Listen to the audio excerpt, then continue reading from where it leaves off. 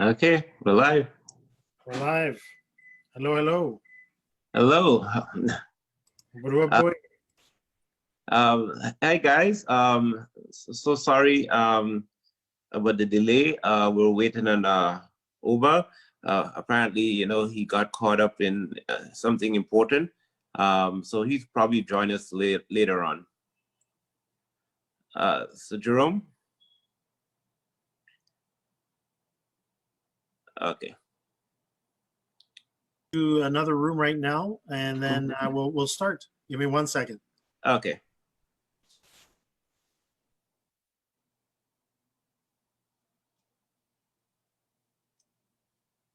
So Jerome is changing rooms, so we can begin. I hope you guys are having a good Sunday. This is a continuation of a chat we had last Sunday with two Babalaos who are practitioners of the Ifa religion that originated in Nigeria.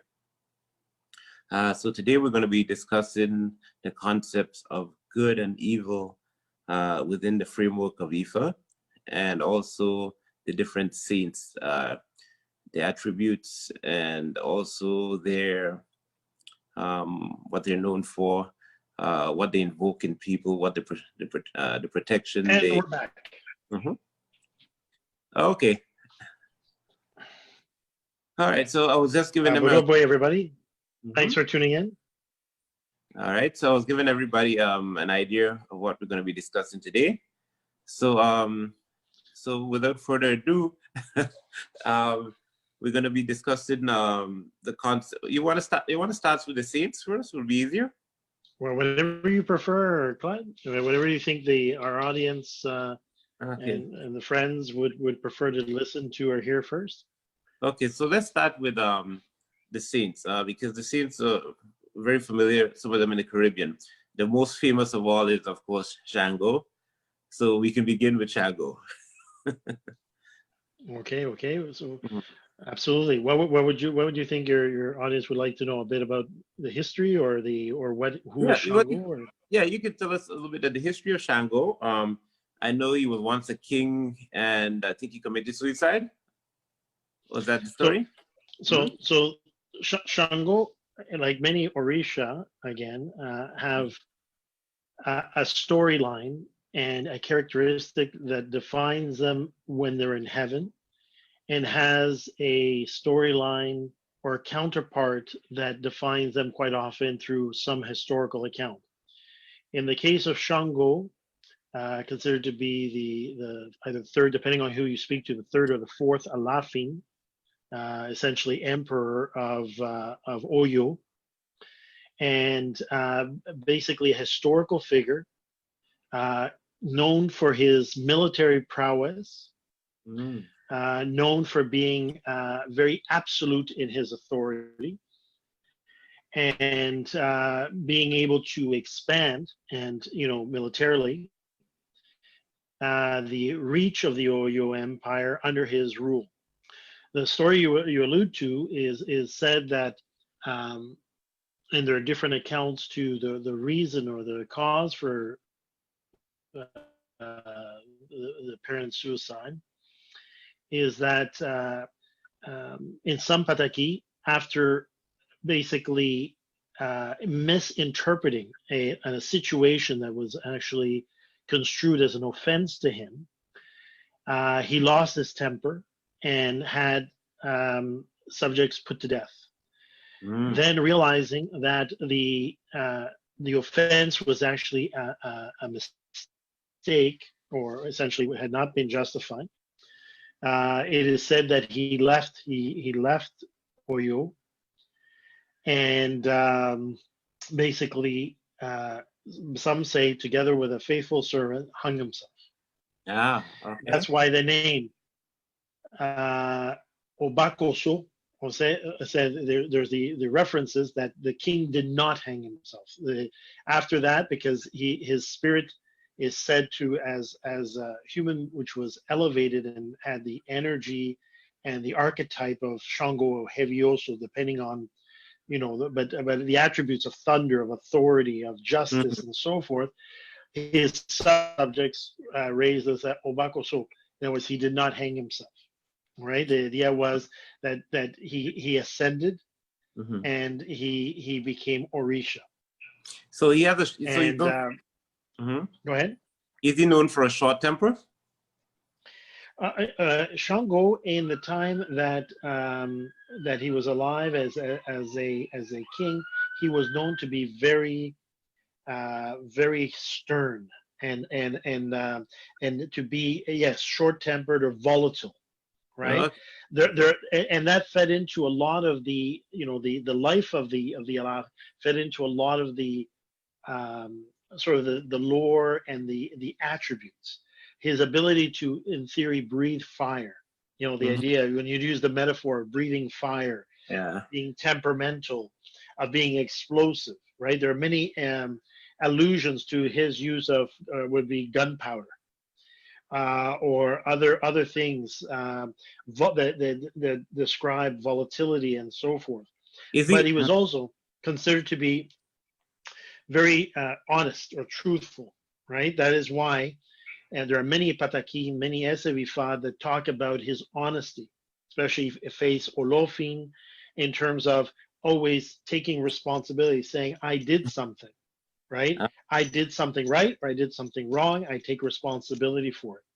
And his ascension, or the idea is his return to heaven, okay? The mythology of his return to heaven and his position in heaven as being a sort of an overseer of justice and power through thunder and lightning is partly for that lore. So right, that Shango never lied. So then in Christian in the Christianity, he would be Gabriel, the archangel. No.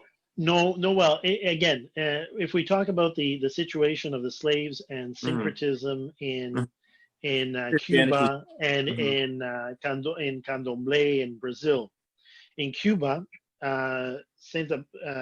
Shango was often syncretized with Santa Barbara. Really? And Santa Barbara, but there's a reason for it, because there is an apataki of Shango where Shango was being had been ambushed and was being sought to be killed and betrayed by his own people and by his enemies. And he took refuge in the house of his wife Oya. And in that apataki, Oya lent him his clothes and all that. Everybody saw him leave the home dressed as Oya. Oh, yeah, Oya is going out to the market. Her usual going out to the market. And he was able to elude his enemies. That is why Santa Barbara, because volume.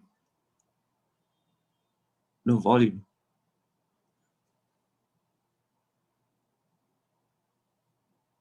I can't hear you.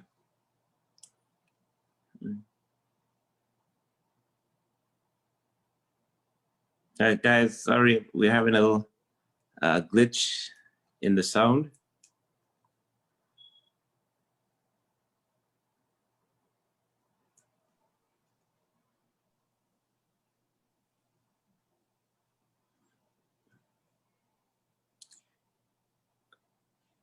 I can't hear you.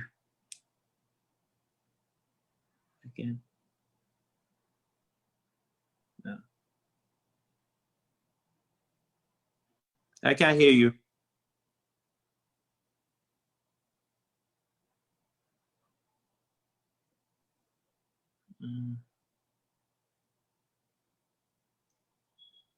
No sound.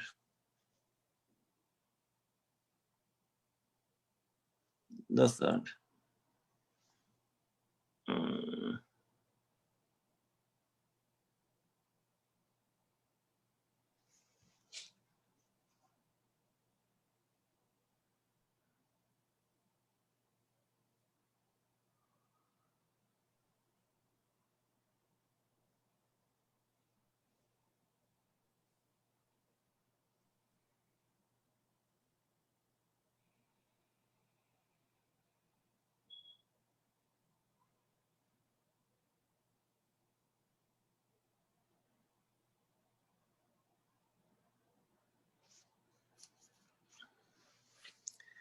Just bear with us, please, guys. We're having an issue here again with the sound. I can see you. Okay.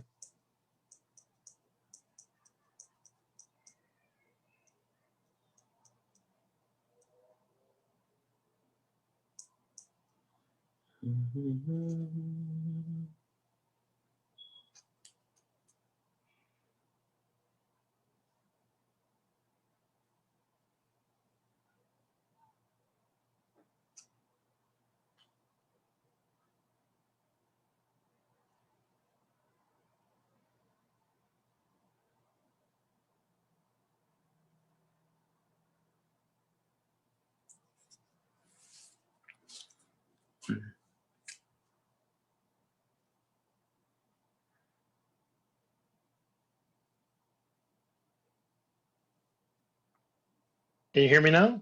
Yes, we're good. Okay. Okay. That was Baba Faseye, Oba Faseye. He just called me, which cut off my transmission. Oh, okay. That moment, exactly when I was saying that. He just finished it as what I thought he was doing an ebo for someone, and he was just wrapping up. It took longer than anticipated, so he's going to be jumping on shortly. Okay. Okay, so apologize for that. Sorry, where did we leave off?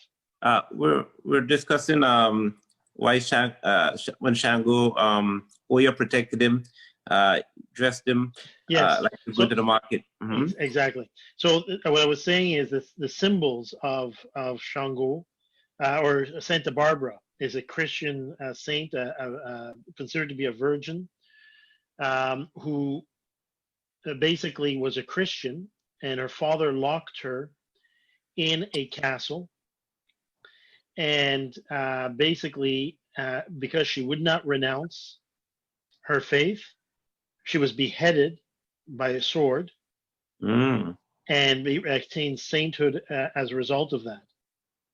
It's a German saint. It's a German saint. And so the symbols of the castle, the sword, the red cape, and that apataki allowed the African slaves to immediately syncretize or identify with Santa Barbara in Cuba. In Candomblé, in Brazil, there was a different association, and Shango was associated with Saint Jerome. Okay. Okay, Saint Jerome. Why? Primarily because of his character. Saint Jerome, the biblical or the historical Saint Jerome, which was the translator of the Vulgate, was considered to be very volatile in character, very truthful, very straight, and his symbol, and he was known to tame lions. In other words, he was considered to have had a lion accompany him for most of his latter life in the desert. So in Candomblé, I've seen many times the association of Shango is with Saint Jerome. So that's just to give an idea, right, of how, again, for those listening to us, the story, the immortal story of the Orisha were kept alive for centuries, for millennia, by oral tradition, by stories, by metaphors, known as apataki or ese ifa as well, and those, or itan, stories. And that is why when the slaves came over, faced with the brutality of the Spanish and other slave owners, and in order to keep their traditions and their faith alive, they, and as we had a conversation, Clyde, in a previous sort of personal conversation, many term the idea of synchronization, of synchronicity of the saints, and the choice of saints as being arbitrary, just a way to cover, to protect their own beliefs. But as we talked about, the ancestors, our ancestors in Cuba and all that, did so not arbitrarily, because if you look at their choices for the archetype or for the saints they chose to be the front or the protection, so they could venerate through those saints their own Orisha,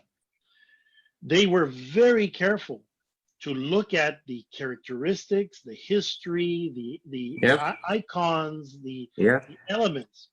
So much so that one could argue that That this is. syncretism, this religious syncretism, is in a sense was not arbitrary, and that in effect it is a phenomenon, religious phenomenon that we could be called really. They were looking for religious archetypes, Mm-hmm. archetypes that basically allowed the African slave to maintain a level of worship while Mm-hmm. at the same time being able to keep their beliefs alive and to have meaning.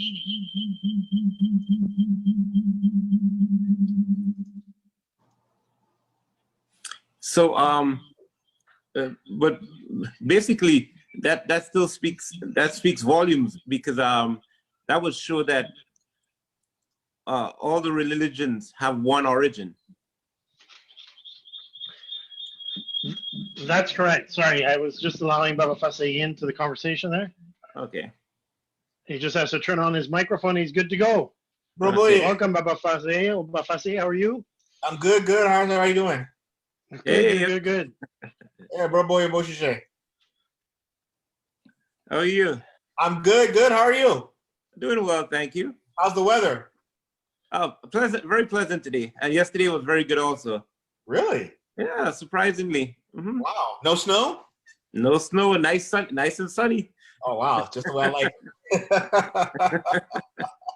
it. It's good to see everybody here. I apologize for my tardiness here. It's good to see everyone here. Okay, well, we understand you had matters to attend to. So we're in the discussion of the saints. We just started, we're discussing the attributes of Shango, how it was synchronized within the Catholic religion by the Africans. And yeah, so you want to add anything to Baba, you can take over. I'm just gonna keep this connection alive, but I need to share the video. So if you want to take over, I was just talking about the aspects of syncretism. Why, for instance, we start with Shango, a little bit of the story of Shango. Clyde had asked me again. He had heard it was that Shango had hung himself. I gave a little bit of the background. If you because of much of your lineage and initially were in Oyo, I'm sure there are other stories you can share from Oyo in terms of Shango, both the historical figure and the Orisha. Yeah. And a little bit on that aspect. I've spoke a little bit of syncretism and what Shango and why Shango was syncretized in Cuba with Santa Barbara, and also in Brazil with Saint Jerome. And, oh wow, really? Yeah, it was Saint Jerome, yeah, because of the lion. So I'll let you just take over. I'll rejoin in terms of the conversation. I'm just going to take care of some technical matters for this broadcast. Okay. So go ahead, Baba Faseye. Okay. So I'm not too familiar with a lot of the syncretism, so I won't speak too much about that. That's an area I don't know a whole lot. I'm familiar with it, but I'm certainly not versed. So what we can discuss then is how does someone get chosen by Shango? That's a good question. Yeah. So usually within the Ifa context, so from the West African perspective, there's not necessarily a perspective of a person being chosen per se by an Orisha.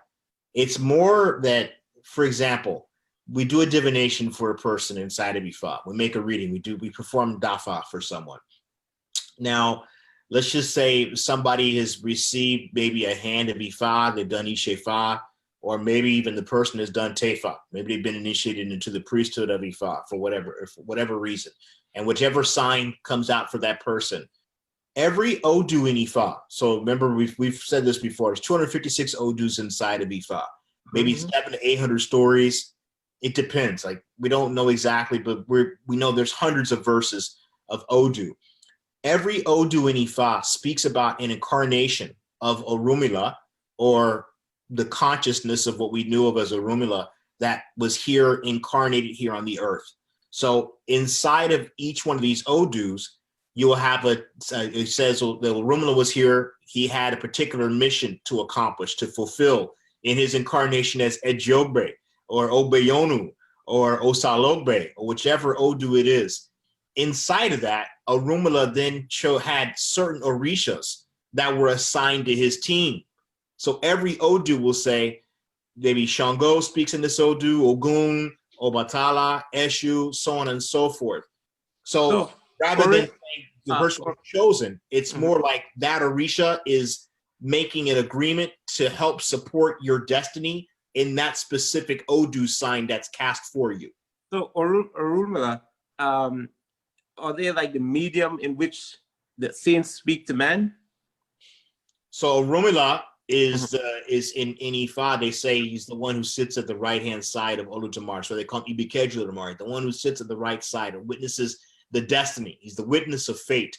Because Orunmila comes from like a contraction of the word Orunmila. So Yoruba people many times take words and they contract them into a bigger word to give to impress an even deeper meaning or to give another teaching inside of what they're talking about.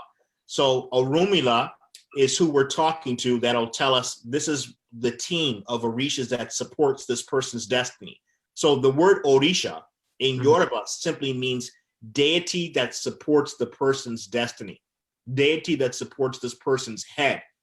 So maybe today you need this type of food, you need to drink more water.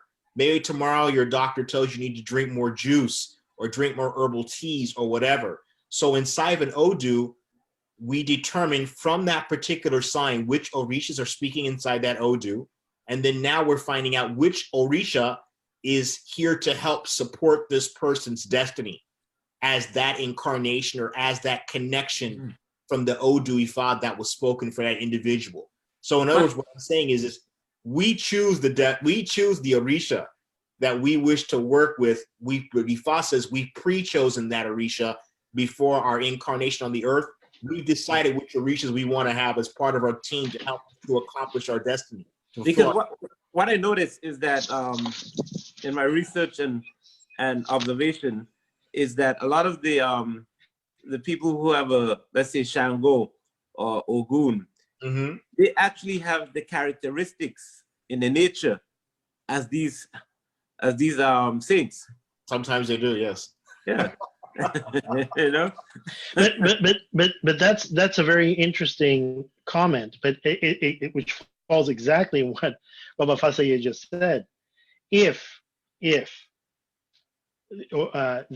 Orisha, the term as defined by Baba Faseye now, using that definition, is the Orisha, the divinity that basically, or the Orisha that basically is compatible with your Ori, compatible with your destiny, right? If we use that construct, then there's a reason for it. That means that your Odu Vifa, your destiny as defined by an Odu Vifa and Ifa, is going to point to characteristics in that Odu that bring out the characteristic or that resonate or vibrate the same for you as that Orisha. Correct. Right? But you know what's also interesting in that, as you were speaking like this, I popped into my head. It also, remember, in the beginning, there was a group of the spirits that decided to make man. In the Bible, it says Elohim, which was plural, more than one. God decided to make man.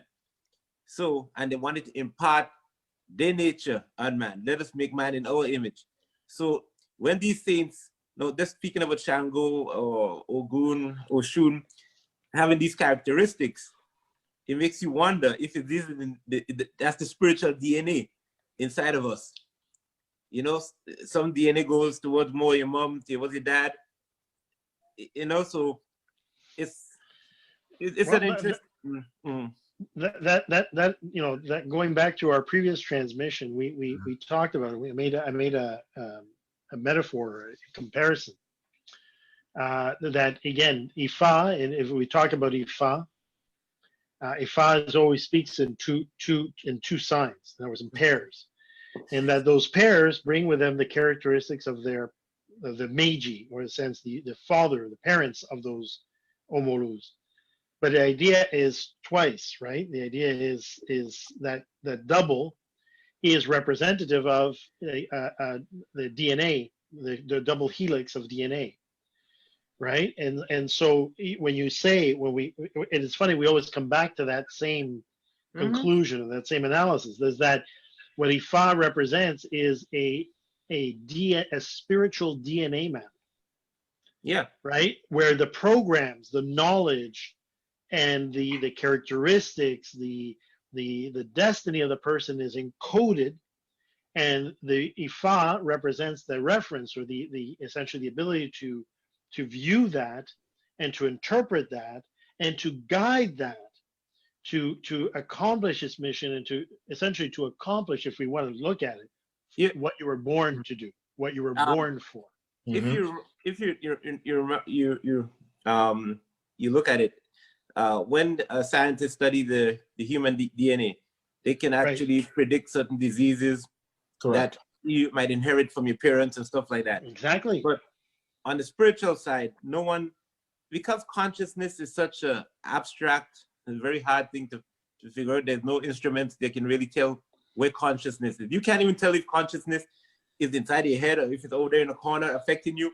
No one really knows about consciousness, There's nothing you can really understand. And the only tools I believe is available for that, you have to use spiritual tools, meditation, spirituality to access that level. Physical tools, you can use physical tools that to test physical nature. But and that's the problem with man. I think we're a spiritual creature here on earth, but we're trying to satisfy those spiritual needs with material things. Correct. And it's like oil and water, they can never mix. So we get a little temporary happiness from an item today, and we discard it tomorrow, and we're searching for another and another and another and another. Yeah. But I make a corollary to that statement, although I understand from the lens, but again, Ifa and Orisha and Baba Faseye can speak or expand more about this. I'll just introduce it, but I'll let him speak more to it. You have to understand that one of the things about Orisha and Ifa and Orisa, whether it be from a Yoruba lens or Fonewe, even regardless of the lineage, is that Ifa is really the set of instructions, or the DNA and the set of instructions that list how to have and how to respect and honor your mission on earth by referencing what your mission and who you were in heaven. But in so doing, Ifa and Orisha are never, you'll never see a Babalawo say,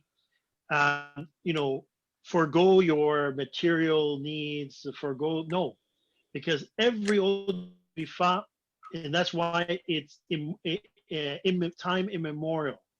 It's timeless, because humanity has always faced the same questions every time. We all want to have good health. We all want to live a long life. Correct. We all want to achieve happiness, or a state of at least balance and health, if you will, spiritual health. We all want to have, or many of us want to have, a descendancy. We don't want to perish. And how do we accomplish that? Through our deeds, and also through our children, our next generation. So Ifa confronts many of the material, social, economic, and political even situations that a person will encounter on earth. Because the whole purpose of Ifa is to help that person. We are the diviner. Babalawo is the diviner of earth. As there are our counterparts, our spiritual double or spiritual counterparts in heaven, which are the diviners of heaven. When you're on earth, our role is to remind you what you chose in heaven and what your path was in heaven, and to understand and to embody the mission and the lessons and the material aspects that you need in order to have a balanced life. And a balanced life, which is Iwa, which is a true definition of Iwa. Iwa Pele is not good character. That's a fallacy. Iwapele is balance of character. It's an equilibrium of character. Having enough of the light and enough of the dark that you can live in this world with decorum, with dignity, and fulfilling your destiny, but in a way that is congruent with your society, with your community, and with the world at large. So, Baba, Oba, I'll let you take over that one. That's good. I mean, there's not a lot to add to that. What I would say to that is this, and I'll just highlight, like I was saying before, every Odu and Ifa speaks about when Orunmila was here and he had an assignment. He needed to accomplish this particular thing. So he assembled a team. Maybe he assembled Obatala, he assembled Oshun, Orisha Aje, Yemoja, any number of Orishas. So, for example, in Yoruba, in West African perspective of Ifa, when they determine things like a person's Orisha, an Odu of Ifa has to speak that Orisha. In other words, when we determine somebody's Orisha Batori or the person's supporting Orisha, it's oftentimes not just one Orisha. There's multiple Orishas that are speaking in that sign, and Ifa has to tell us from the Orishas that speak in that Odu, which one is the one that wants to help that person to fulfill which one is the closest one that they have the closest affinity with. That doesn't mean that because, say, somebody's Orisha is Shango or Obatala or whatever, that it's only that one. It just means that they're the closest to that particular deity. And as time goes by, Ifa will also tell the person, hey, you should also maybe work with this other particular Orisha, or receive this Orisha, or you should initiate to it. So, for example, in West African Ifa, it's not uncommon for people to initiate fully into the priesthood of more than one Orisha. There's not just one, because we recognize that everyone's needs in life all vary over time. So what makes the Odus really unique and gives them a really rich context is the understanding that everybody is here we all have similar things. Ifa says, right, heaven is home, earth is the marketplace. We come here to learn our lessons here on the earth, and then we take those lessons. When we return back to heaven, we incarnate, we take those lessons, and we're constantly incarnating back and forth with these lessons that we're gaining from heaven to over and over again. So basically, this is very similar to Buddhism. It's very similar, yes. Yep, it's the same concept.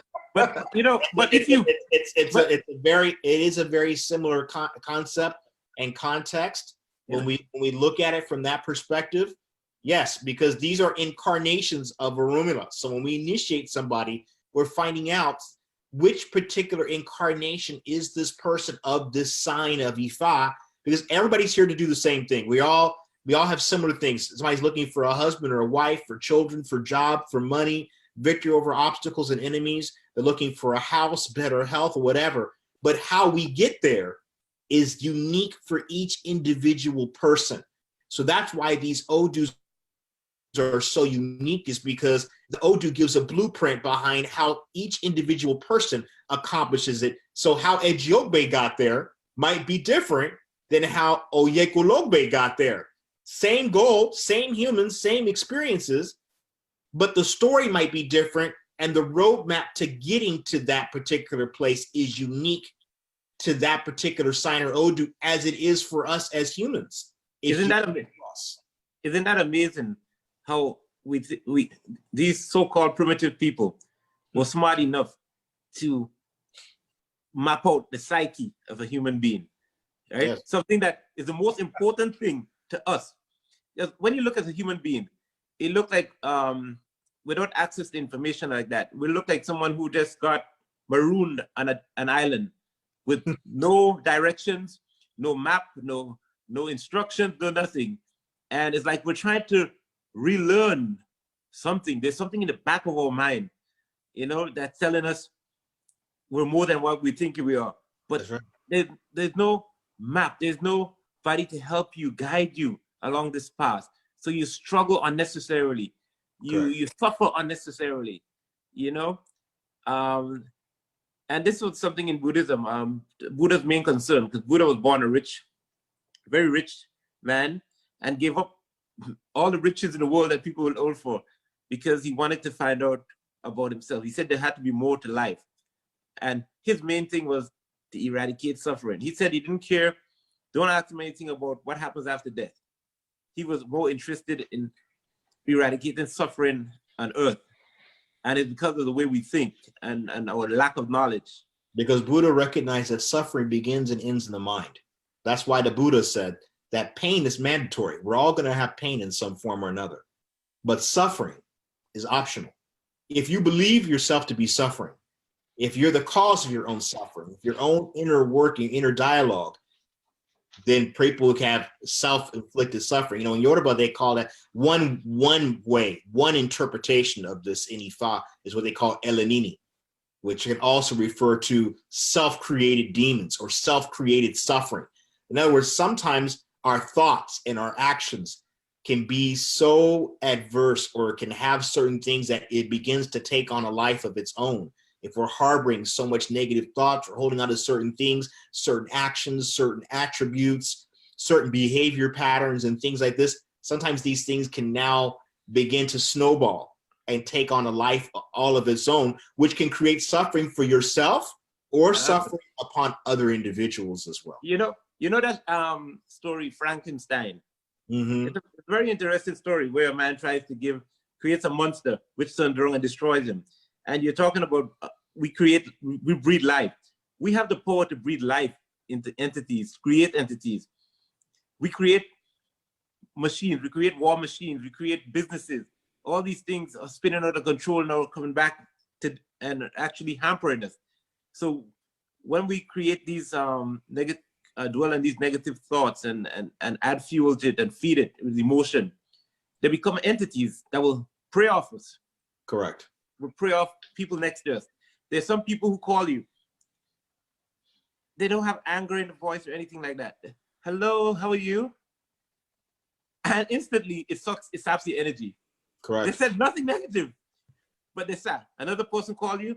Hello, how are you doing? And you feel uplifted.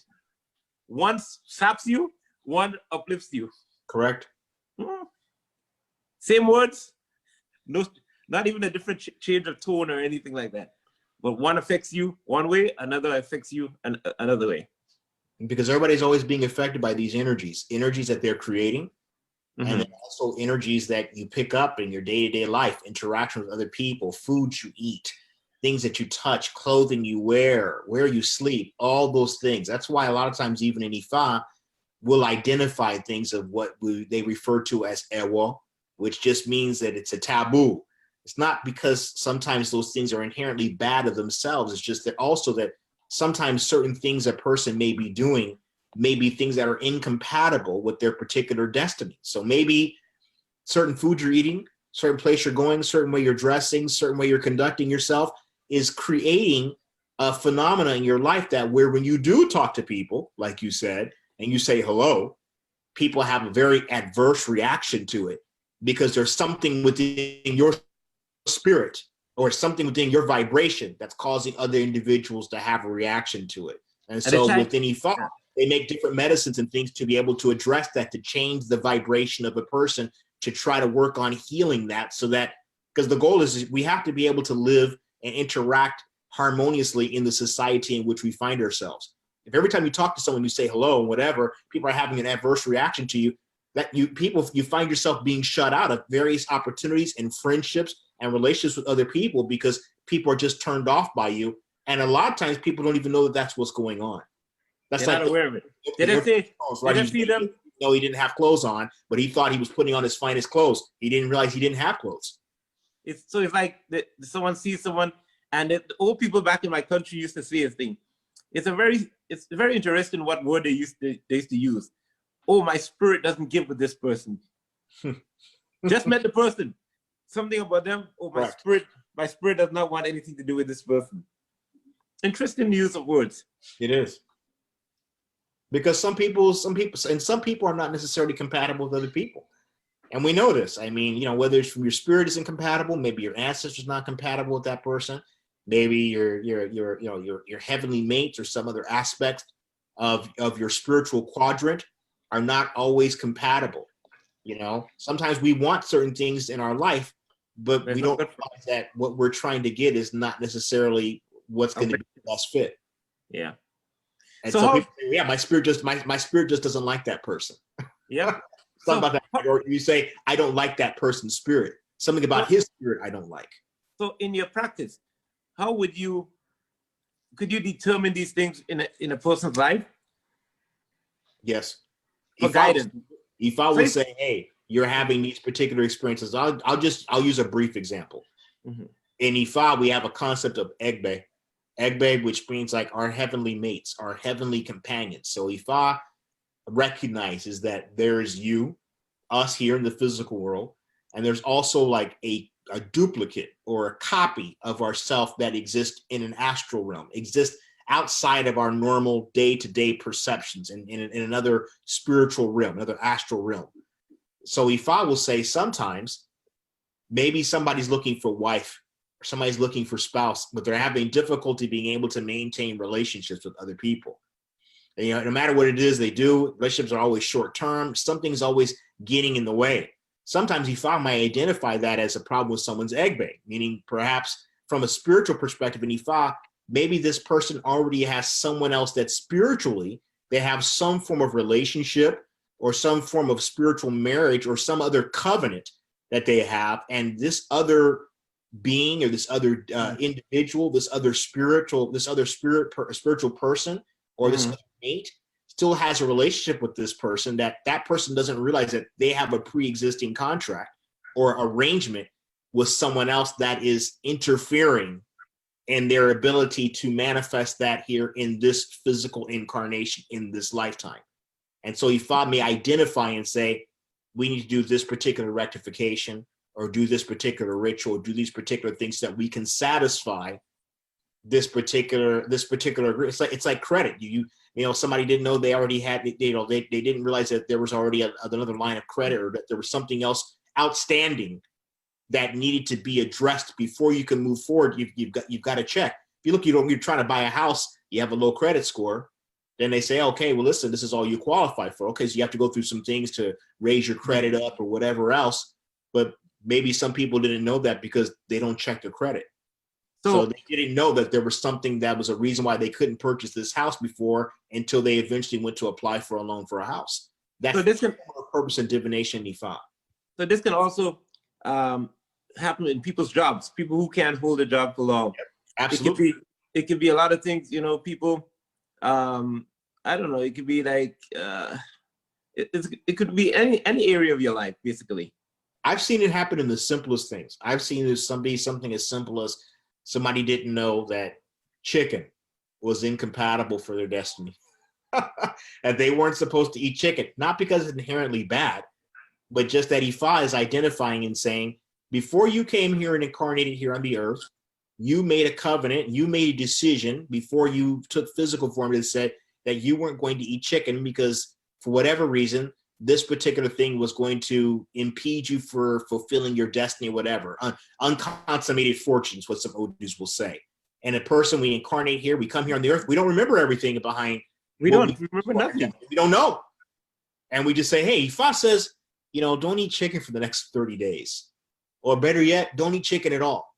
The person now abstains from these particular things or whatever. They do some spiritual cleansing and some other work and whatever else.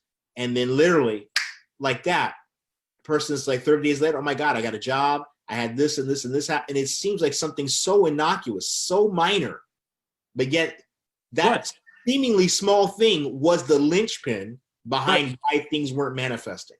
Well, it was the Egyptian philosopher who said, so above, so below. Meaning whatever happens in the physical world, it already happened in the spiritual world. Whatever happened in the outer world, it already happened in the inner world. Correct. So that's a basic principle of alchemy. Yeah. Alchemy. those little things, you know, I look at everything I do in life. I look at reactions from people. I look for every detail. Sometimes I'm looking at myself and I'm shocked at the things I do or think or even see. You know, sometimes something get out of my mouth and I'm like, ugh. You know, I wish I could recall it or something I wrote. You know what? Let me go delete this. After it got out of my head, I start seeing where it can go. And I'm like, okay, no, I need to delete this. So it's those little things. But all these little things is what creates our fears in humans, because we're uncertain. We're trying to buy into some type of certainty because it's a scary world. You know, it can be a very scary world. You feel uncertain. You're listening to the news. There's uncertainty. You're hearing people talking negative in your life. There's a lot of uncertainty. However, with tools like what you're offering, you give a person, as I know, I've seen a miraculous change in a certain individual. Jerome. I have seen a remarkable. I have seen nothing short of the miraculous, right? Well, when you give a person that certainty and they know they can go down a certain path and they can expect things, but they also know there's things they can rely on to assist them. You're creating Superman, basically. You know, you're giving people that assurance and they understand. So if things are happening to you and you can't understand it, it's very frightening. But the minute you start understanding something, you gain knowledge about it, and then you realize, well, wait a minute, I can overcome this obstacle. Or this is the reason it's natural, so I can deal with it. You understand? Sure. Well, and also you have to understand, I mean, for the people listening as well, they have to understand that Ifa, the one thing you can count on Ifa is to get the truth. The truth is not always what you're going to want to hear. The truth is not always what you're going to, jump up and down about. And Ifa is there to help you to carry your burden, to carry your destiny with as much decorum as possible. And sometimes that means, if somebody was going the wrong way or running away from their destiny, and they're able to turn things around through Ebo, through initiation, etc., and they begin to embrace, that's when the miracle happens, if you will. But for people listening to us, you cannot expect Ifa to always give you a miracle. Ifa sometimes will tell you what you chose or what you're dealing with is what you chose in heaven. So otono lo wa, in other words, it comes from heaven. That's right. And then Ifa can only help to soften and for you to almost think of Ifa like the Good Samaritan, if we use a Judeo-Christian, sort of framework, like the Good Samaritan that helped carry the Christ cross, during the purgatory, during the walk through Golgotha, the crucifixion, and that's what Ifa is. Ifa is that unwavering, truthful advisor that can tell you how to at least be able to assume the responsibility, get through what you need to get through, because at least you understand the context in which you're experiencing. That leaves a very interesting question for me, because what is the purpose of us coming here to Earth? Why would we want to leave heavenly realms to come down here in this in this asylum and sojourn here? So this is what's the purpose? What's our purpose here? I think, and I'll turn this one over for more explanation to Faseye. I'll just comment it because there's one word answer or two word comprised answer. Earth is the marketplace. Interesting use of a word. Earth is the marketplace. We come to Earth, our soul comes to Earth because it is in need of learning or acquiring something. Okay, something that it has deemed and the Creator has deemed is necessary for the growth of the spirit and for the growth of the wisdom of that spirit. Oba, take it away. That's exactly what I had mentioned earlier. That's the same thing, right? That's why I mentioned Ifa says heaven is home, earth is the marketplace. So we incarnate here in order to have the experience. It's the same thing of saying, well, why did Olodumare, why did the Creator create? The Creator created in order to have an experience of itself. So we also incarnate here. So have an experience of humanity and an experience of ourselves.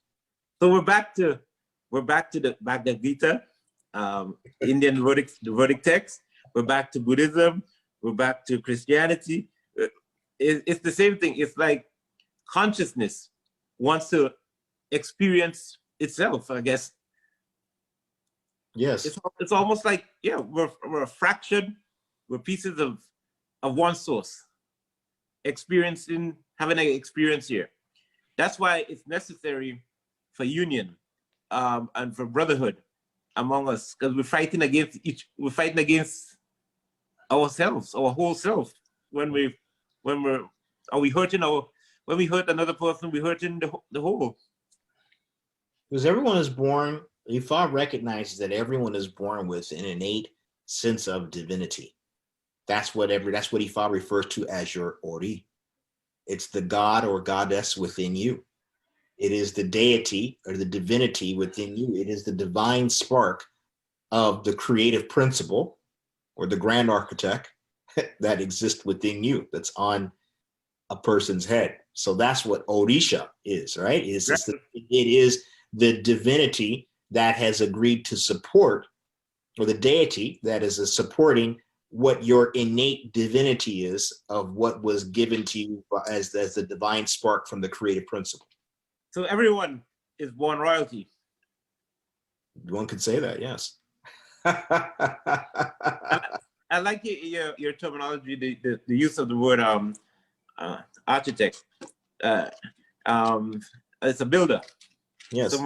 It's a term used in masonry too. Correct. Used by those on the square, correct. But everything is building. We're building up ourselves, we're building our minds. Everything requires some form of building. It's not to say it's a material building, but more of a spiritual build. That's why in Ifa, whenever we initiate people into Ifa, Ifa says, now that we've initiated you, you go and reinitiate yourself. So that means what? It means that we've set you on the path. This person has been placed on the path, whatever things were going on in a person's life, blockages, obstacles, those things have been rectified. But now you have to go on the process of self-discovery and to go and to get the resources and the tools and the self-knowledge to be able to do these things. You know, Ifa is a roadmap that gives us these blueprints and whatever else, but there's no one person who has all the answers behind this or behind that. And for instance, every Odu in Ifa recognized that each one of these signs made a sacrifice for a certain particular thing. Maybe this sign Ifa made sacrifice in order to be able to have protection from premature death. This Odu made sacrifice in order to be able to have longevity or to help people to have a good head or whatever. So Ifa recognizes that every single person here on the earth is some variation of whatever these Odus are. And so everyone in some form or fashion needs one another in order to be able to fulfill our destiny. So when you have things like jealousy and somebody being envious of something that somebody else has going on in their life or a blessing or whatever, it's like you're living in someone else's Odu. Why are you living in someone else's destiny that's not your own? If you have your own self-knowledge and now you've been set on the path and you begin in the process now of self-discovery and self-knowledge, self-realization, whatever you want to call it, then now you begin the process of now building your own. You now have to stand on your own square. Everyone in life has to stand on their own square. No one can stand on your square for you. Let me tell you this. What you just described there is one of the most dangerous things to the structure of society today. You're talking about giving a man the freedom. You freeing a man from the constraints of simulation, a simulated life. You're actually giving him a freedom to be his own, to rely on himself, to set himself free. Because everyone is born free from the very beginning. Everybody is born free. But in prison, all about your life and your parents and the way you're raised, and the school you go to, and all these different things influence now. And now many of these shackles and things that we later on find ourselves having were shackles that either we placed upon ourselves or that others were limitations that were imposed upon us by other individuals. But think about it. And if I may interject there, I'm the people who know me, both the religious and family and all that, know that I'm a film buff. And that I always look at movies and always like to come away from a movie with a turn of phrase a conceptual way to drive a point home that may not exist in language or no, that the concept exists, but the language doesn't. For all of those that are film buffs as well, there's a movie, a fantastic movie called Scent of a Woman. And Scent of a Woman is with Al Pacino, and I believe it's not Matt Damon, but another, I think Matt Damon or some other actor, young actor. Mm-hmm. And long story short, in the end of that movie, a young man is basically facing being expelled from a prestigious school, very structured, very rule-based and all that, because he will not rat out his friends. Mm-hmm. Because he will not salvage his career or his studies by ratting out friends. Yet another student, which has, is affluent and has a rich father, has made a deal and is willing to sell out or be forgiven because, and so forth. And Al Pacino, which I believe was playing a blind retired colonel or captain or something, colonel I think it was, says a line which I'll never forget. There is no prosthetic. He's describing the horrors of war and people losing legs and torn apart and eyes and this, all that. And he says a line which is exactly what we're talking about here. And that is a lesson, which when we talk about the colonialism in West Africa and Africa in general, even long after the colonial powers gave those countries independence, a lot of the religious structures and religious zealots of other religious or denomination organizations continuously, systematically try to persecute and to knock down the indigenous beliefs and the freedoms of the individual of their belief. The phrase is, there is no prosthetic for an amputated spirit. Amen. There is no prosthetic for an amputated spirit. That is a fact. There, no truer words have been said to describe in many ways the plight of many descendants, not just from Africa, but even from these countries in North America, where there was indigenous people that had their beliefs, that believed in the earth, that believed in the spirit world, had beliefs very similar to those of Ifa. But at the yoke of Christianity, Islam, and other belief systems that basically crushed those beliefs, left them with an amputated spirit. And that is essentially the essence of what we're talking about. You know what always boggles my mind is that these people who practice the nature religion and stuff like that, they never went to kill anybody to force them to learn the religion. They never try to ram it down anybody's throat, but other people burn people at the stake, kill you because you don't want to follow them. It's those type of religions are dogmatic, very dangerous because it conditions your mind. I remember the Jesuit said, give me a child until they're 7 years old, and I don't care what you teach them afterwards. Just give me them until they're 7 years old to condition their mind, and I have them for life. All the decisions they will make later on in life, even if they live to 100, would involve what I taught them in the first 7 years of their life. Unfortunately, this dogma, unfortunately, it exists in everything. And I think even inside of even indigenous traditions, a person can become very dogmatic, very very, fundamental. Fundamentalism and fanaticism does exist within the indigenous tradition. There are 100%. People in the Ifa or Risa tradition that are dogmatic. This is the one way it's done. This is the one way Ifa says it is, and so on and so forth, because we're talking about control. Right? So if you have control, that means control is power, right? You control someone's destiny, you control their thinking, you control their income. There's been a thing being said that people have been saying for a long time, is that indigenous traditions never impose their beliefs on anybody and whatever else. But it's true to a point, but it's not entirely the fact, because anytime you have any group in power that goes to war with another group of people, You had this happen in West Africa. You've had this happen out throughout the whole world before we became different groups and factions. Somebody goes to war with somebody else, massive loss of life and whatever. They now go in here and assume control of this particular village and whatever else. Whoever's the ruler of that village, who's the winner of the fight, does what? Choose the religion. Whatever their religious system is. Even if you're in West Africa, they don't keep their religious belief system, whatever it is. We're coming in, we're assuming control now. This is how things are going to be, and you're going to worship in this particular way. These are the deities we deal with, so on and so forth, and this and that. This is why you've had so much change. And this is what I'm saying is this is a global phenomenon, because this is an experience of humanity. As long as you have human beings here on this earth, and people are fundamentally flawed.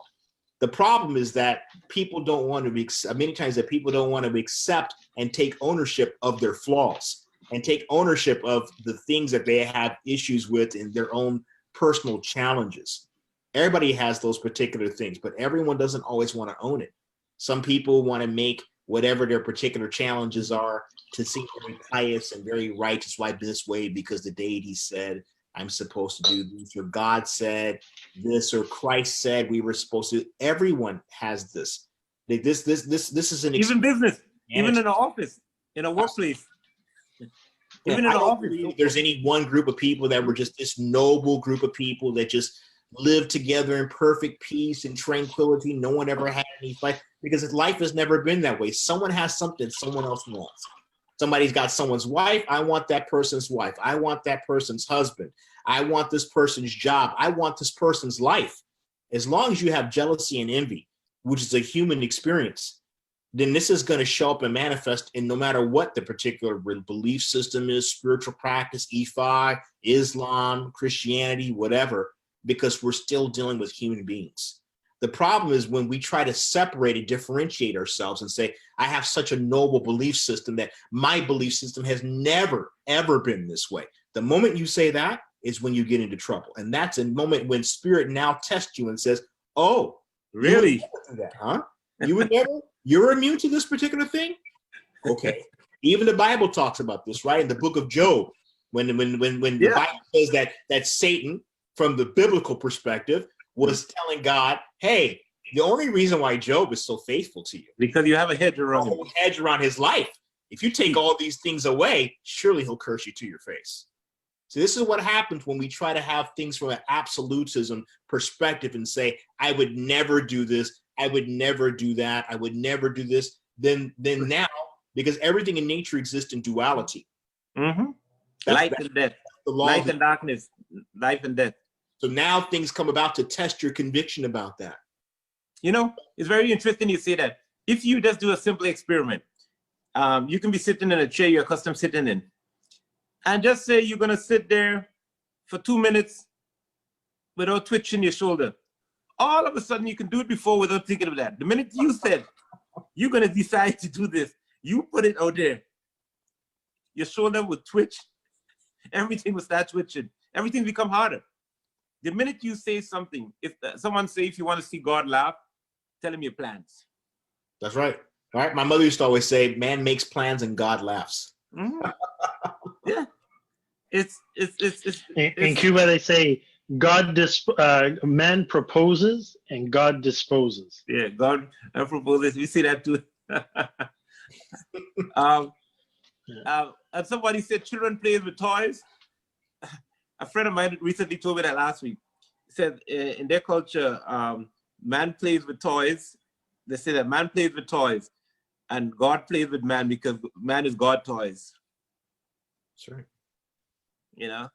So that's the challenge we have as a humanity, is that, how do we? We're separate from one another. And this separatism that we believe we have, whether it's from culture or belief or religious system and this, these things also feed our ego, and that is the direct pathway to inflicting suffering over others. When we now believe that we are so elevated in whatever that we're doing that it gives us some sort of superiority over anyone else, regardless of what you believe, then now the ego says, I have a right to treat other people as less than me. Why? Because what I'm doing is vastly superior than what this other person's doing. And then you write words to back it up, you write laws. As Bob Marley said, as long as the philosophy holds that one man is superior than another man, there will be war. That's war, right. war, war. It will never end. That's right. So how do we deal with those forces within man? Because that's what I like about Buddhism. They try to deal with the forces, even in the Vedic texts of India. They try to deal with the forces of man. A lot of times, the forces that rule us. A lot of it is ebos, different spiritual work. But again, it goes right back to what I had mentioned earlier. It goes back to this fundamental principle, this fundamental teaching inside of Ifa and initiation. And every initiation that's ever done, there's always some prayer, some chant that says, now that we've initiated you, go and reinitiate yourself. Granted, they say it in Yoruba and whatever, but I'm giving the English translation because most people don't know what that means in Yoruba. So to initiate means what? What does it mean to initiate? It means to begin. It doesn't refer to having completed something. It refers to an ongoing process. So to reinitiate yourself means to what? Re comes from the word re, which comes from the word ra, which means to resurrect. It means to bring something back. Sure. So we're talking about the continuous process of self-reflection and inner work, which also means addressing and taking ownership of whatever your own inner demons are, your own inner challenges, your own weaknesses, your own vulnerabilities. Maybe somebody likes to drink too much. Maybe somebody has a bad temper and whatever else.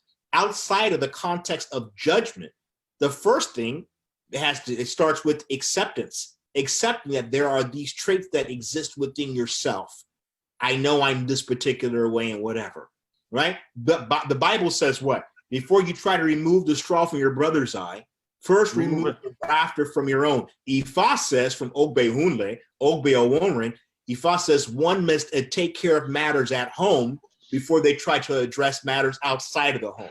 So that means what? It means first you need to do your own work and clean your own affairs of your own life, your own home, which starts inside of you, right?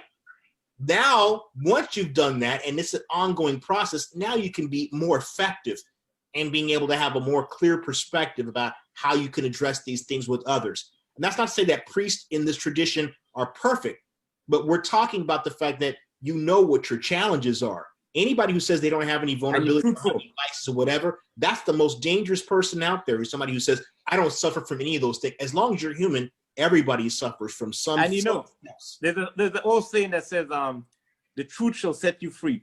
And I've always wondered what that means. And I realized that we create lies we create a fiction of our life to That's our right. own self. You know, we know someone says, you know, oh, we know you're that type of person, but you will try to convince yourself, you know, in heart, and you get angry because they know they're speaking the truth. But you will try to convince yourself that it's not the case. And you build stories. You build stories to support it, to give you something to lean against. You have to, but you have to keep adding stories and adding stories. So when you said that, if you're truthful with yourself, and you come and you do the evoke for those things that you're having problems with, you will be set free. I can see, because you're working on what really afflicts you, and not something you want to imagine afflicts you. It's a whole different. A lot of people, and that's a challenge. I mean, I'm just like, you know, at least even within an Ifa perspective, that's an ongoing process of constantly making Ebo. Ebo is just to make sacrifice. You know, sacrifice means what? To make sacred. It means you're giving up one thing of perceived value in exchange for something else that you believe to have an even higher value, or something of even greater intrinsic value to accomplish, you know, whatever it is that you need, that you're trying to accomplish. So yes, knowing what your vulnerabilities are, knowing those particular things, but if you're just praying and your heart's not behind what you're doing, you're just going through the motions. I had a teacher of mine used to call that writing love letters in the air. Can you read what I'm writing if you're just writing in the air? You can't, nobody else can see it. It's invisible. So this also is talking about things of self-deception. Many times we deceive ourselves by just going through the motions. I made this prayer, I did this affirmation, whatever else. But meanwhile, we know full well that we're not prepared to really do those changes, because we know what it really means of what we really have to give up, which is attachment to self. Oh my gosh.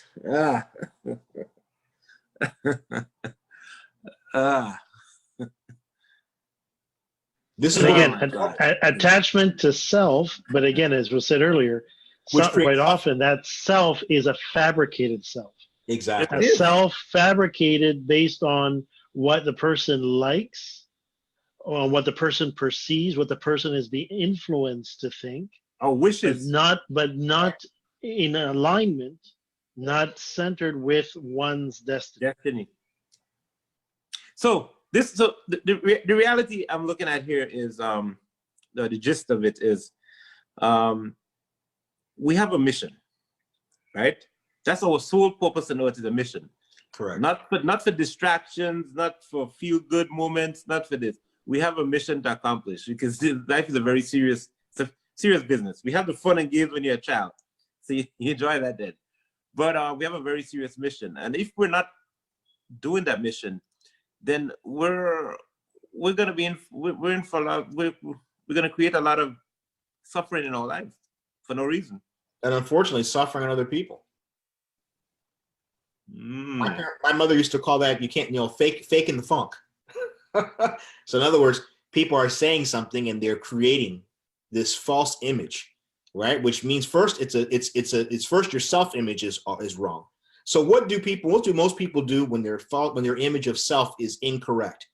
They go in here now and they start to impose their own self-image on other people, to tell the people, I'm this way, this makes me this way, I'm a real African because I'm this and this and this, I'm real woman, I'm real Hispanic, I'm whatever it is. Because now, the best way to convince yourself of something is what? To try to delude and to deceive everyone else into believing that. And guess what? Now you can live your own self-constructed reality that you've made for yourself. That means you're living in a glass house. And guess what? And the people that buy into your story, you love them. The ones that say, nah, that's not you. You hate them with a passion. Because many of those other people also have created their own stories, and everybody agrees that one another is not going to destroy one another's glass. We pretend. I won't expose you, you don't expose me, and then we all agree that everybody will just live our own delusions. What it is that we're doing. So now that's, from a Buddhist perspective, right? That's what they call samsara, which is the endless wheel of suffering that you've now created upon other people and yourself. And this same thing plays over even into politics and government. Absolutely. It's the same thing. The people themselves are dishonest, so of course they get a dishonest leader, and then they cry, oh. Because many times people like to lie to themselves, and people like to have others lie to them. And they always want someone to be perfect, like a priest or somebody to be perfect, higher moral authority. They can't make any mistakes. But they themselves don't want that requirement placed, that responsibility placed on their own self. Sadly, that's impossible. There's no person who has perfect. So that's why they're always disappointed. They're always angry. I'm telling you, that's why I always refer to Earth as an asylum. Nobody can feel that way. And a lot of it's because a lot of times, we lose track of our own innate humanity. We forget the fact that everybody else in some form or fashion is going through their own personal challenges, their own things that they their own weaknesses, their own things in their own day-to-day life, And, the challenge in divination, like Baba Jean-Jerome had mentioned earlier, is that everyone doesn't like to come to divination to be told what they don't want to hear. Some people want to come to divination to be told, oh, Ifa says you're destined to become a movie star. You're going to have lots of money. You're going to do this. You're going to have that. Blah, blah, blah. Nope. That's everybody. Everybody wants to hear that they're going to be so loved and have lots of people who want to be with you and give you money. Who doesn't want to hear that?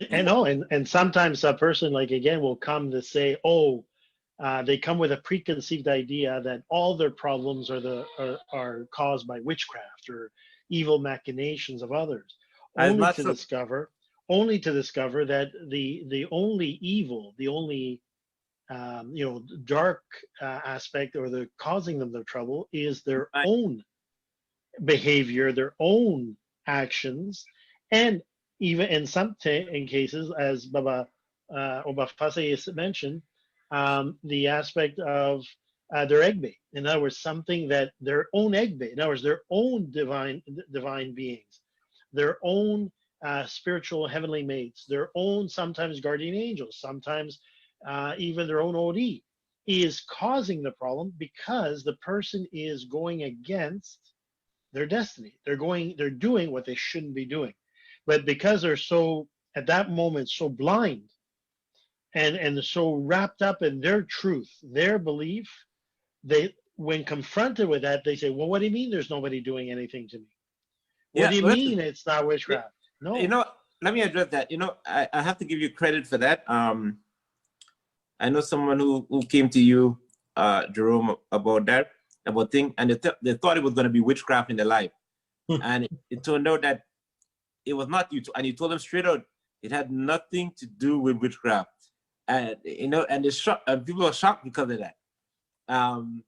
They're quite shocked when they hear that. No, unscrupulous people make everything, unscrupulous practitioners say everything is witchcraft, so they make money off the person, you know? And that is where you give somebody respect like you, a person like you, because you said it doesn't have anything to do with witchcraft and stuff like that, and the person had to make, you know, whatever they had to do on their own end. And it was amazing. I'm going to add to that piece about witchcraft.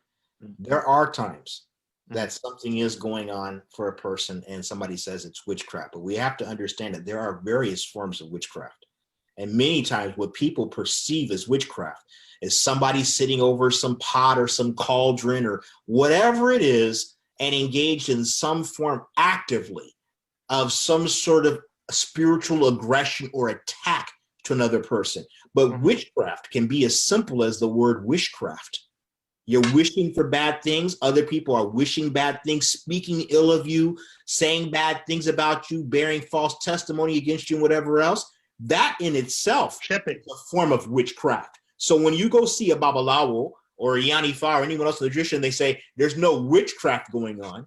It's very well saying that it's not in the way that you may be perceiving witchcraft to be. There are many ways that witchcraft can be showing up. That doesn't necessarily mean that somebody's informed and involved in some form of hexing or some other spiritual form of attack. It could be other people speaking ill about this person, or even you speaking ill and thinking badly about yourself. That's negatively. Hexing. You know, in regards to that, it's a very simple experiment anyone can do. You want to see how bad witchcraft is? You go tell someone, a group of your friends or someone, that you want to do something positive. Oh, you're going to do this business, or you're starting this. And watch when the envy strike, how things impede your plans. All of a sudden, your plans start getting blocked. Everybody suffers from witchcraft. Anybody who says they're not suffering from witchcraft isn't telling you. Everybody who don't like them, who speak ill about them, talk about them behind their back, have all sorts of things. I'm suffering. Everybody doesn't love everybody, and everybody has different things to say. I hope this thing happens to this person. I hope they don't get this and that, blah, blah, blah. That's all witchcraft. If you're even going to church and you're praying, God, we're praying, Lord, for you to smite our enemies and to do this, and everybody in the church says, amen. Yes, go get them. That's witchcraft. You're wishing for other things bad to happen to someone that is not part of their spiritual destiny, that they would not have chosen for themselves on their own. But you yourself are wishing it on them because you don't like the way they dress, you don't like the way they talk, you don't like the person they're married to, you don't like what their kids look like, you don't like their car, their job, whatever else. So you can't do nothing else besides think bad about somebody else, and you're involved in witchcraft. But you don't think it's witchcraft because you're not doing juju on somebody else, but you don't understand it's the power of your own words about and the mind against other people. And the hatred in your heart towards somebody else. Absolutely. You know, it means you're filled with poison and you're inflicting your own venom on other people. The old people in the Caribbean, they had a word for it. I think juju or something like that. They used to tell people, don't look at the children bad eye. Like, they used to want to hide the baby's face from envious people. That's because right. They'll put that. That's what we say in Yoruba. They use the word, and for those, forgive my pronunciation, oju buruku. In other words, evil eye, oju buruku, lenu buruku. In other words, the evil tongue. And that's why many Odus of Ifa often advice the people is to keep their business private. Don't broadcast what you're planning.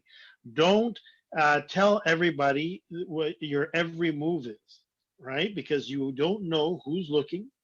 and you don't know who's talking. I'll make an anecdote of a situation my mom, God rest her soul, told me in Cuba. It was a famous case in Havana. A little young girl was sitting in a park, okay, and the girl was perfectly healthy, normal, and everything else. My mom was actually witness to this because she was visiting the home and everything else, and they had gone to the park. A lady came and talked to the little girl, and the only thing the lady said was, "Oh, what a beautiful little girl. You're such a beautiful, lovely little girl." And she went away. Minutes later, about 10, 15 minutes later, the little girl started to turn pale and began to foam in the mouth.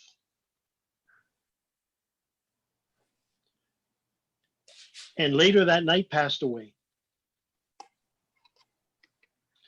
When they took her to the hospital, they immediately tried to revive her and everything else, couldn't revive her. They did a posthumous autopsy. Nothing was wrong with the little girl. Okay? My mom tells the story in a spiritist, not a Fa or Orisha, but a spiritist, a Cartesian spiritist session. About weeks after that occurred, the mother, distraught, went to look for solace and to, pray for her daughter and all that. And in that session, my mom tells me, because my mom was present in that session, a spirit came and said, "There's a little girl by the name of so-and-so that was killed. She didn't die of natural causes. She was killed. She was killed by the evil eye."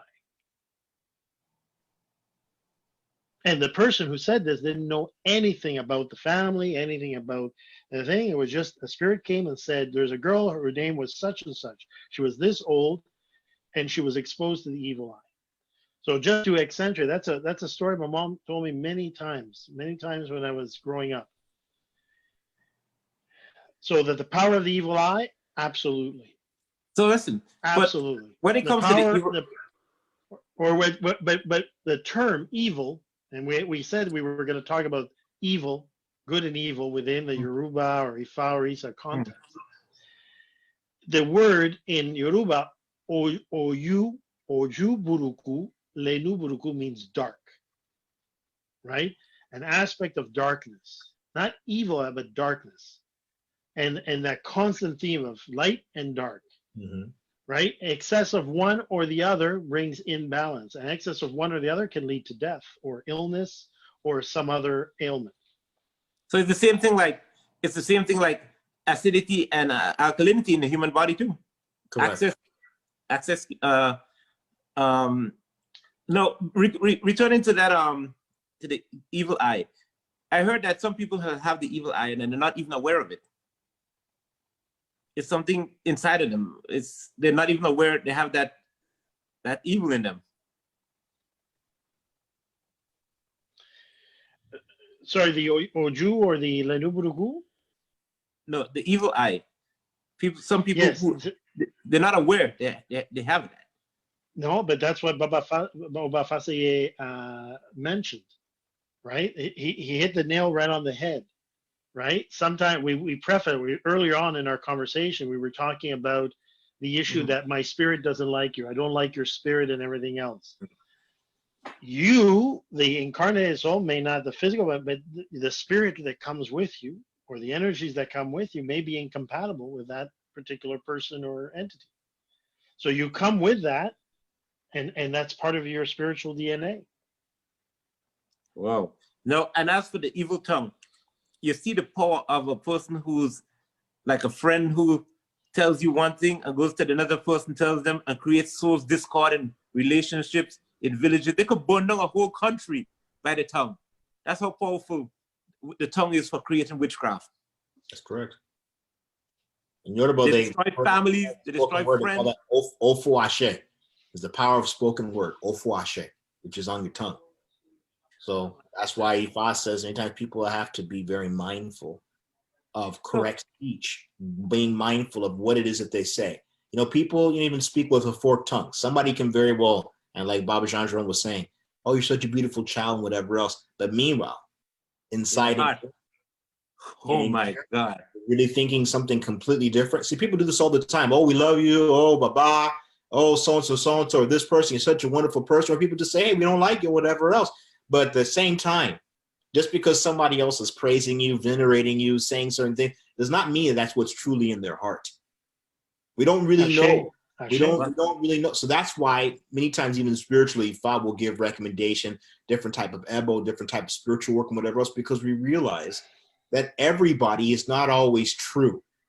So how does one protect themselves against evil eye and against slander and against things? That's why, just to Ginger, that's why I like another saying. I prefer an honest enemy than a false friend. Absolutely. Every night I go to bed, I say, dear Lord, protect me from my friends. My enemies, I'll take care of on my own. Yeah. The ones that are closest to you are the ones you don't see coming. Okay, you're blindsided.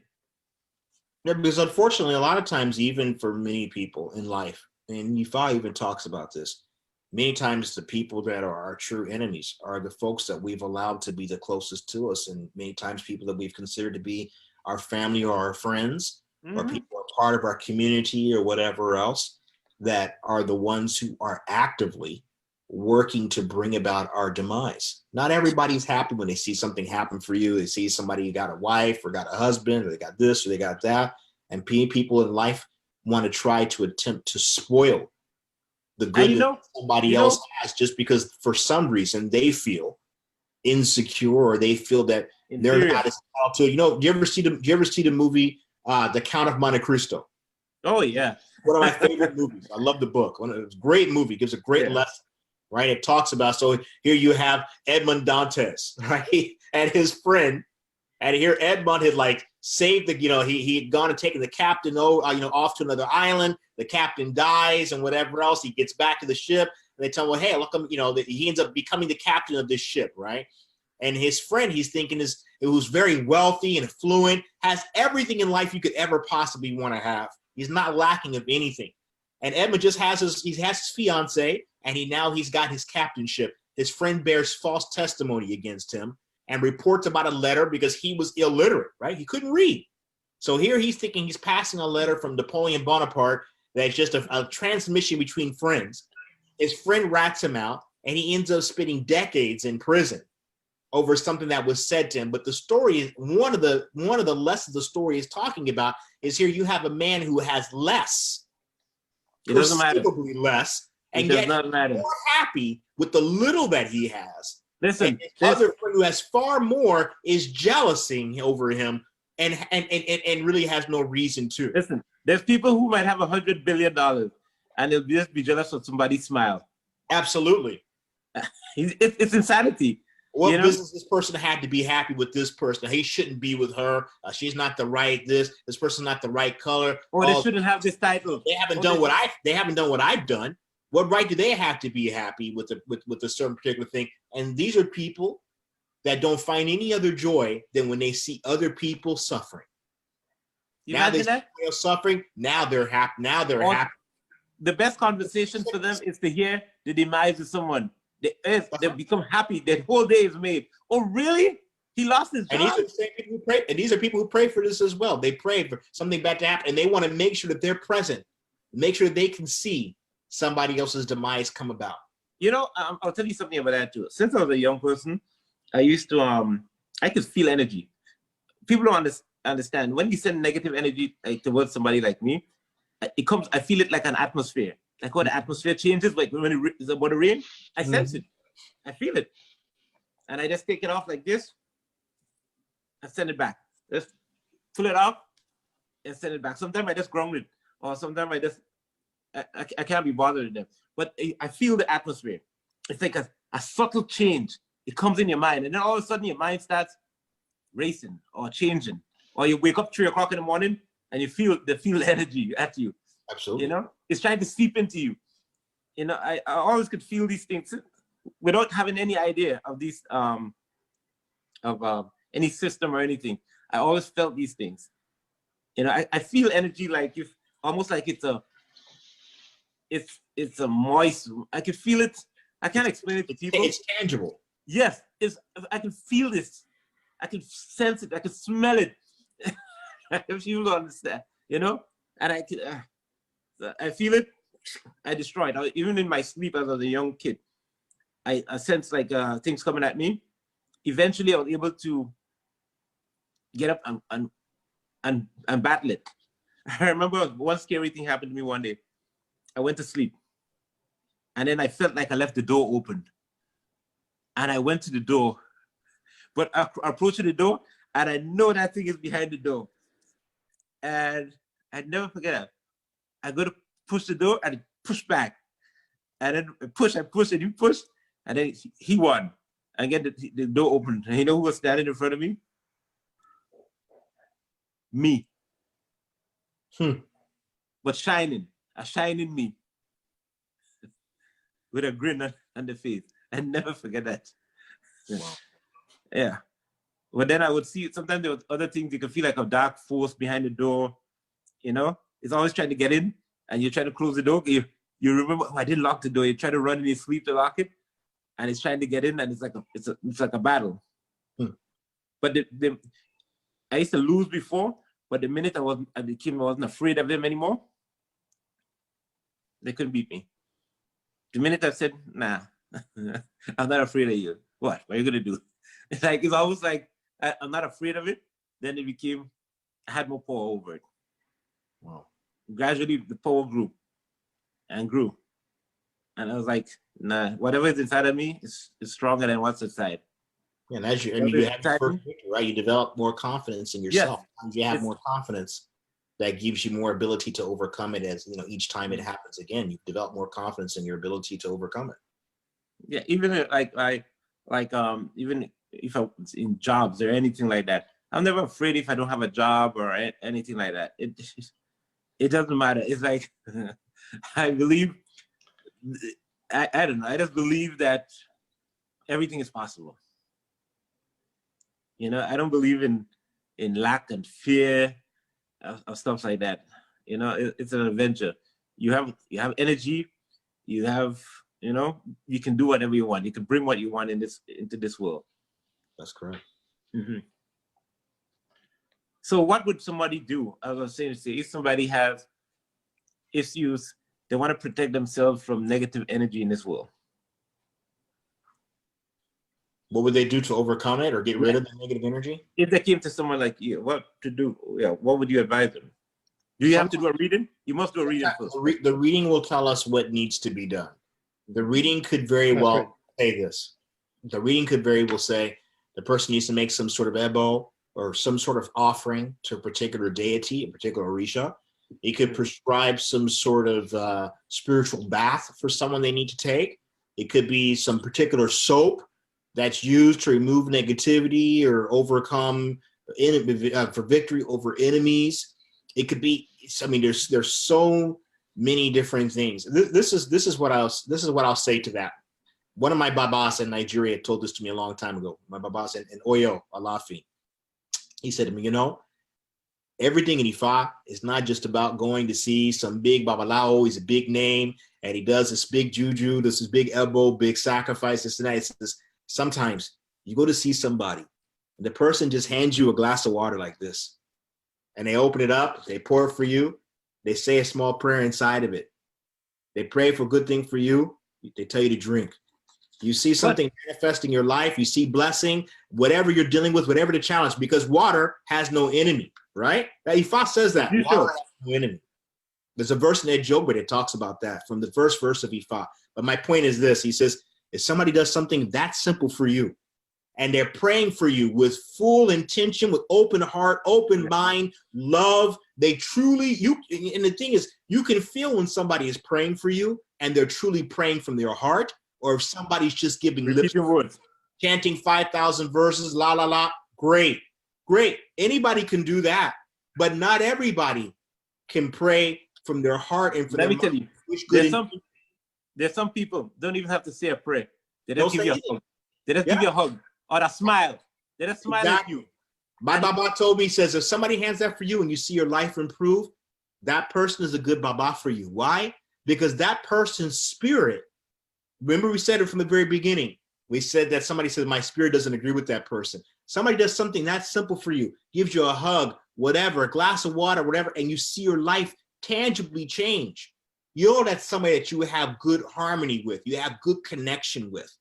Everybody doesn't always have the same type of connection with one another. Like somebody could just very well just say, I'm wishing for good things to happen, and just say the simplest, most innocuous thing. And yet other people, perhaps, might need to make big sacrifice, big elbow, we need to do this and do that, whatever else. Not saying that those things don't have value. They do. But beyond just those things within an Ifa context is about finding individuals that you have a good heart connection with. If you don't feel a good connection with that person, and you can tell that person doesn't have a good connection for you, they can pray for you all day long and do whatever. We can prescribe anything under the sun. But if you're looking at that person with a skeptical eye, I don't like the way that guy looks, I don't like the way he's got his hat on, I this and that and the other, it's all for nothing. It's like a doctor too. For nothing. If you don't like a doctor, it doesn't matter what pills he give you. There's no point. If you don't trust the doctor, it don't matter what pills he give you, it's not gonna work.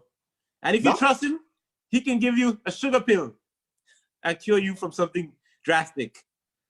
And that's because your spirit let me tell you this. Not in alignment with it. Let me tell you this experience I had. After Carnival one year in my country, there was a sickness going around. We gave it a name, bouncing low. And that thing made you throw up, you got dehydrated, it felt like it was on the verge of death. I never forgot, I got that sickness. It was like a bad flu. And I swear to you, I thought I was gonna die. My fever got extremely high, I was hallucinating, everything. I was like dying. I felt like I was dying. On the third day, I couldn't take it anymore. I told my father I need to go to the hospital. To the doctor. So he brought me to Dr. Friday. May he rest in peace now. And remember, I'm sick, weak, and dying inside of there. And whilst waiting in the room, there's other people in there shaking like me. So we started talking, and one of them said, oh yeah, this is the sickness that's going around. I had it for there, and they described the exact symptoms they have. It's nothing, it's not gonna kill you or anything, nothing. Do you know, when the person finished telling me this, I was cured? I just went into the doctor I just had to go to the doctor just because I was already there. But the relief that came over me, I thought I was dying from something else. The relief that came over me, I was instantly cured. I went to the doctor, he told me what, I went home, I just drank water. By the next day I was well. Full strength recovered, sickness gone. Because I was not frightened, I was not feeding that negative thought in my mind because I didn't know. So how much people are suffering today or going through probably, a lot of economics suffering. It can be relationship. It can be just because of negative thinking, and actually feeding it and tending to that plant inside of them of negativity and nurturing it until it chokes them, it grows and stifles them. Because that's right. That's attachment, which also attachment creates suffering.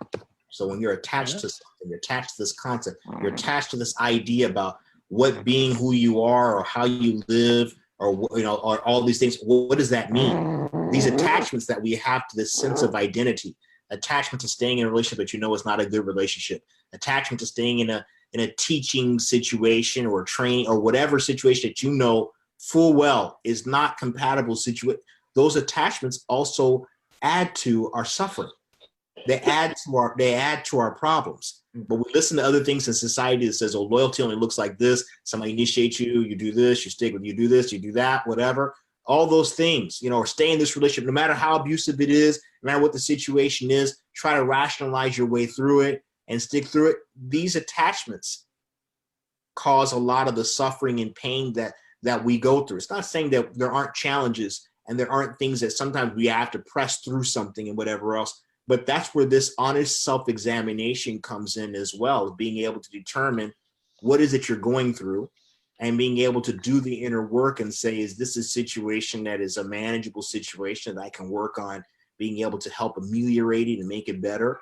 Or is this just a situation that there's no hope for any type of relief from what it is that people are going through? But we all, we're all suffering from some form of attachment, even if it's just attachment to this mortal shell of a body that we're in. Nobody wants to be sick and suffering and going through this and that, but that still is a form of attachment. And that's something that's an ongoing practice that we're constantly working on, trying to have less and less attachments to things. I think it's Buddha spoke about attachment. He said, if you have no attachment to anything, no one can cause you any pain. There's no pain. You can't suffer. Of course. It's impossible to suffer if there's no attachment. And that's and that right there is also like that's the life practice, right? Is because it's very hard to not have attachment. You have a family, you have a wife, you have children, you have attachment, right? That's all those things. So it's not just a mindset, but it's also it's a lifestyle. It's a way of living your life. But remember, everything Buddha coexists independently without you needing to try to control it, including trying to control aspects of yourself that are beyond control. Remember, Buddha walked away from everything. Yes, he did. Absolutely. It was his disciples who later on created and developed what we know of today as modern day Buddhism. But that's been the story in every particular. Yeah, he walked away. He looked at his child, he looked at his wife, he looked at all the money, the castle, and he just walked through that door, took his horse and rode it to the end and never looked back. That's right. But so those forces within us, envy, hate, love, jealousy, we cannot escape these forces. They're intertwined with us. It doesn't matter how enlightened we become. They're still going to be there. That balance of darkness. You said, Jerome, a balance of light and darkness. There's light and dark in every person, right? Mm-hmm. The issue is, the balance between those, and the balance between those in the context of destiny, right? Because let's take an example of anger, for instance. Mm-hmm. There are times when Ifa, for instance, will say the person needs patience, suru, needs to be patient, needs to be calm, and everything else, right? Mm-hmm. And there are other Odus of Ifa that will say to the person, like Iwori Obara, that will say to the person, you are kind-hearted, very peaceful, you let everything go, but you need to develop character. You need to develop righteous anger. You need to develop a strict response, because otherwise your home, your children, your community are going to basically end in chaos, because there's no discipline. There's no, people walk over you, they take advantage of you, they steal from you. So the idea of the balance, sometimes a person is out of balance. They're being too aggressive, too angry, too sensitive. Other times they're too soft, too quiet, and again, which is the greater evil? A person who allows, because they don't want confrontation, because they don't tap into that darker force of anger, and allows their child to be abused, raped, beaten, attacked, their rights to be trampled on, or the one who calls on righteous anger, on that dark energy, because it is the appropriate energy, and takes action, aggressive action to block or to protect. That's right. Right? In many ways, that is the essence of even in the martial arts, right? Is the idea of passive versus aggressive. There are times when passive and the ability to use your enemy's force against you is the guy. Other times you need to initiate action. You need to because you are not in that sphere of conflict, but you need to move. You need to show an aggressive posture in order to protect someone else, for instance. So, it's the same thing in Ifa. That's why Ifa is not an absolute. Ifa looks at the right medicine, the right dosification of light and dark to bring the person in alignment with their destiny, right? Gentlemen, I just on that note, I think we should wrap up because I'm getting a notification that the live session may be we're coming close to the end of the live session. Too long, yeah. Okay, so we can continue next Sunday. We can continue. Absolutely. Yes, yeah, absolutely. All right, gentlemen. Well, again, thank you so much for enlightening me and enlightening the audience. This is a very, very interesting conversation today. It really touched. I'm sure a lot of people will be able to understand what we were talking about, because we spoke about things that afflict everyone. Things, the passions within the human nature, and ways we can deal with it and stuff like that. So any one of you guys who are interested in having a reading done by any one of those two Babalaos, you guys can send me a message in my inbox, or I think there's a link to Jerome and Oba that you can directly reach them. Again, gentlemen, thank you so much. Thank you. I'm Thank you, Clyde. It's a pleasure. This was really, I didn't realize how time it flew, but this I could go on for the day. Again, thank you guys so much, and you have a nice day. Okay. Thank you. You too. Okay, right. Have a wonderful day. Blessings to everybody, to the audience, to our friends, everybody listening. May your day be blessed and a good start of the week. Aburu aboya bosheshe. Abuato. Ashe.